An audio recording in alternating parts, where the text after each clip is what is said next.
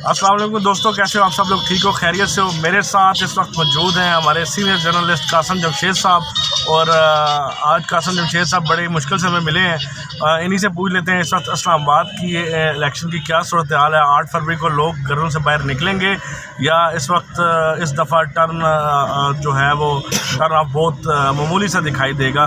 तो इन्हीं से बात करते हैं। कासिम भाई, इस्लामाबाद की और रावलपिंडी की आवाम आपको देख रही है, तो काइंडली ये बताइएगा कि इलेक्शन की क्या सूरत हाल है। जी अस्सलाम वालेकुम फराज भाई, बहुत बहुत शुक्रिया। मैं आपको बताना चाहता हूँ कि जैसे ओवरऑल हमने ग्राउंड सर्वे किया है और फील्ड में उतरे हैं, तो फील्ड में उतरने के बाद हमने बहुत सारी चीज़ें नोट की हैं कि अवाम बेयकीनी सूरत हाल की जो है कश्मकश में है।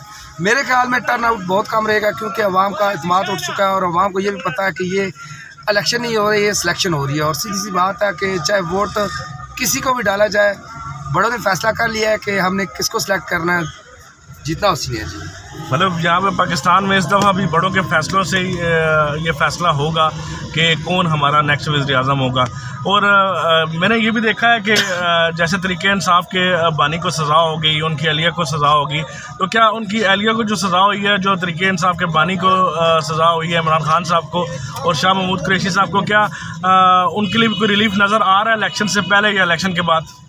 नहीं फराज भाई, ऐसे हो ही नहीं सकता। ये इन्होंने कम से कम भी 2 महीने और इस बात को उन्होंने अंडरग्राउंड ही रखना है और उनको बाहर नहीं निकलने देना। खान साहब को भी, अगर खान साहब जहाँ से बाहर निकलेंगे, जिस जगह पे जाएंगे, जहाँ से गुजरते जाएंगे, मेरे ख्याल में अवाम उनकी दीवानी है। वैसे भी अवाम थोड़ी सी उम्मीद नज़र आएगी, तो उन्होंने इलेक्शन नहीं जीतने देना।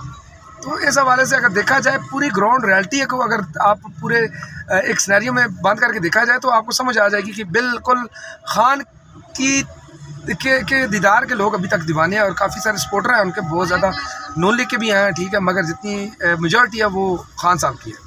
कासिम साहब, इस वक्त हम रावलपिंडी में मौजूद हैं और शेख रशीद का ये हलका है, तो क्या ख्याल है कि शेख रशीद साहब को देखा गया है कि वो पीटीआई के कारकुनान से भी अपील करते नज़र आए हैं कि हमें वोट डालें, मुझे वोट डालें, मैंने पीटीआई के लिए बड़ी कुर्बानियाँ दी हैं। तो क्या पीटीआई के जो उम्मीदवार हैं वो शेख रशीद को कामयाब करेंगे या पीटीआई का एक अपना उम्मीदवार भी मैदान में उतरा है उसे कामयाब करेंगे?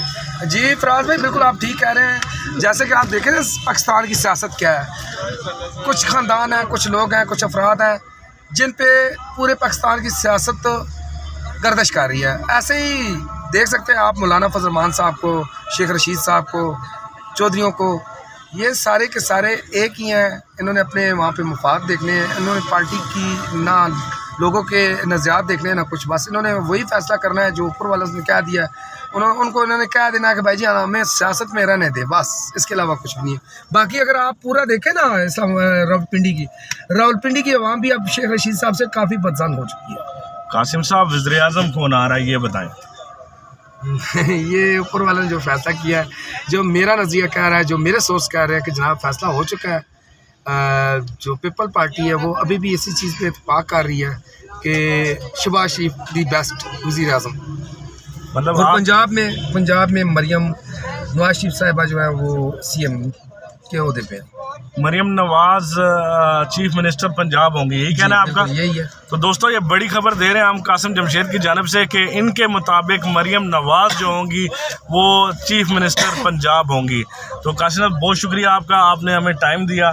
तो मेरे देखने वाले जो हक सच के ग्रुप है, न्यूज़ ग्रुप, उसकी जो देखने वाले मेंबर्स हैं, मैंने कहा चले आज हम दोनों भाई साथ हैं तो एक छोटा सा व्लॉग बना लेते हैं, तो हम थोड़े अपने व्यूज़ भी शेयर कर देते हैं। तो मेरे ख्याल से कासिम साहब की बात के साथ इत्तेफाक किया जा सकता है, क्योंकि कासिम साहब इस्लामाबाद और रावलपिंडी में अपनी बहुत गहरी नज़र रखते हैं और तमाम मामलात से ये आगाह रहते हैं। और कासिम साहब, आपका बहुत शुक्रिया, थैंक यू, आपने मुझे मौका दिया ताकि मैं आपकी आवाज़ भी वहाँ तक पहुँचा सकूँ। बहुत शुक्रिया। आप सब लोग अपना ख्याल रखें। अस्सलाम वालेकुम।